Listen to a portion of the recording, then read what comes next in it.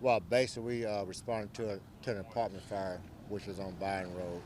Of course, when the fire crews got there, we had fire coming, coming from the top apartments, and so we actually had to call the second alarm on that fire.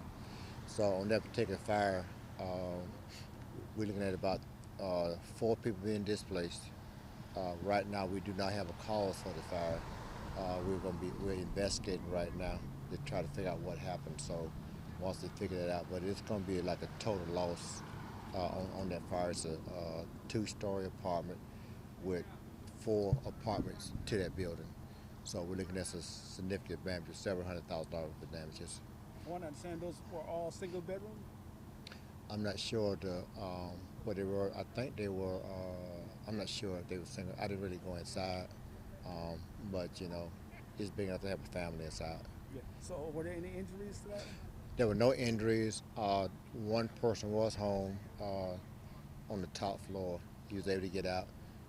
There was a couple more people that were not home. So, but that's kind of bad when you got to come home to your apartment that has caught on fire. But again, there were no injuries, and 2 occupants were not home. There's a fourth apartment there, but it was vacant. Yeah. But one of the neighbors on scene told me that they heard an explosion. Is there anything that you can confirm or not confirm on that?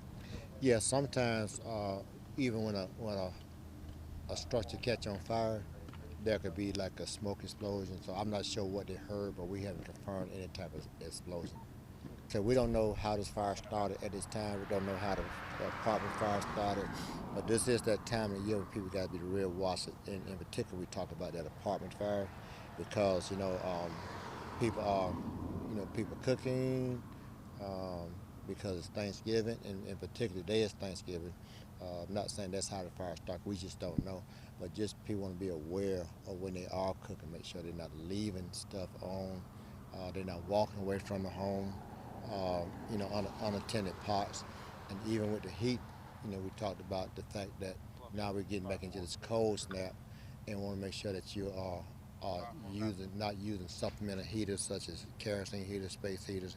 But if you do use those things, make sure you use them safely by keeping them at least 3 feet away from anything that can burn. Make sure you got good ventilation if you're using kerosene heaters, and keep children and pets from around those heaters. And also keep children and pets from around the stove when you're cooking. My last question: do you know if the apartments on Byron Road have any firewalls? Those apartments do not have firewalls.